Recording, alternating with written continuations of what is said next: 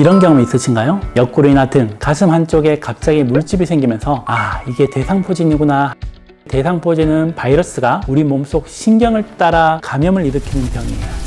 여기서 더 무서운 건 대상포진이 단순히 그 부위만 아픈 게 아니라는 거예요. 이런 다양한 통증의 양상을 정확히 파악해야 치료 방법도 달라져요. 자, 그럼 이제 해결책을 말씀드릴게요.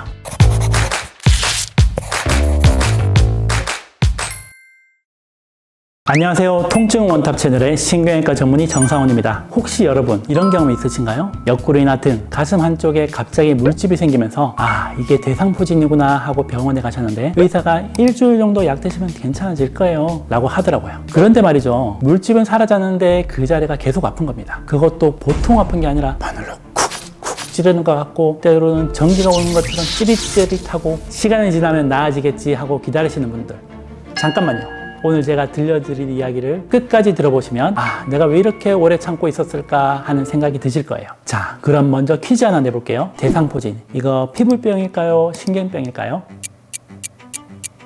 정답은 신경병입니다. 많은 분들이 물집이 생겼으니까 피부병이지 하고 생각하시는데 사실 대상포진은 바이러스가 우리 몸속 신경을 따라 감염을 일으키는 병이에요. 어릴 때 수두 걸리셨던 기억 있으시죠? 그때 바이러스가 완전히 사라진 게 아니라 우리 몸속 신경 깊숙한 곳에서 수십 년간 잠자고 있던 거예요. 그러다가 스트레스를 받거나 몸이 약해지면 이제 나올 때가 됐다 하면서 신경을 타고 쭉 올라오는 거죠. 그래서 대상포진이 생기는 부위를 보면 신기하게도 딱 신경 라인을 따라 나타나요. 마치 지도에 그어놓은 선처럼 말이에요. 그러면은 어떤 사람은 금방 낫고 어떤 사람은 계속 아프던데 이건 왜 그런 거죠? 정말 좋은 질문이에요. 바로 오늘의 핵심입니다. 50대 이하 분들은 10명 중에 한 분 정도만 오래 아프세요. 그런데 60대는 4명 중에 1명, 70대는 3명 중에 1명이에요. 나이가 들수록 확률이 확 올라가죠? 왜 그럴까요? 의사들은 흔히 신경을 전선에 비유합니다. 대상포진 바이러스가 신경에 염증을 일으키면 비유로 하자면 전선의 피복이 벗겨진 것하고 같아요. 피복이 벗겨지니 합선이 일어나고 스파크가 팍팍 일어나겠죠. 중추신경은 회복이 잘 안 되지만 말초신경들은 시간이 지나면 회복이 됩니다. 하지만 나이가 들면 신경 회복력이 떨어지거든요. 젊을 때는 신경이 다쳐도 괜찮아 하면서 금방 회복되는데 나이가 들면 아이고 이거 큰일 났네 하면서 회복이 더뎌져요. 그런데 여기서 더 무서운 건 대상포진이 단순히 그 부위만 아픈 게 아니라는 거예요. 여러분, 대상포진이 얼굴에 생기면 어떻게 될까요? 만약 귀 주변에 생기면 청력을 잃을 수도 있고요. 눈 주변에 생기면 시력에 문제가 생기거나 심한 경우 실명이 될 수도 있어요. 안면 신경을 침범하면 얼굴 한쪽이 마비돼서 표정을 지을 수도 없게 되기도 해요. 그런 경우가 어디 있어요 하시는 분들 생각보다 흔합니다. 특히 면역력이 많이 떨어진 분들에게서 자주 봅니다. 그리고 또 하나 중요한 건 감각 변화예요. 어떤 분들은 그 부위가 감각이 없어요. 어제보다 아무 느낌이 없어요. 이건 좋은 신호가 아니에요.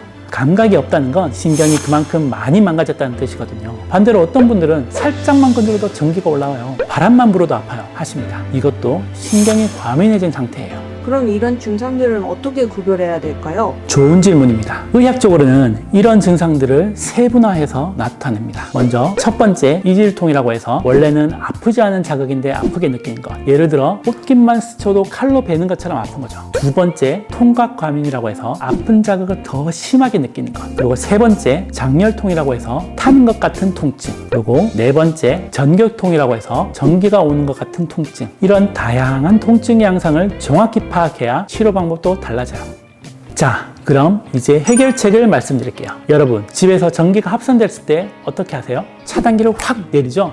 신경 차단술도 비슷한 원리입니다. 아까 말씀드렸듯이 우리 몸의 신경은 전깃줄 같아요. 나트륨이랑 칼륨이라는 이온들이 왔다 갔다 하면서 아이 아파 하는 신호를 뇌로 보내는 거거든요. 그런데 신경 차단술은 그 전선에 잠깐 하고 신호를 차단해 주는 거예요. 아주 가는 바늘로 정확한 위치에 약을 넣어서 통증 신호가 뇌로 가지 않도록 막아주는 거죠.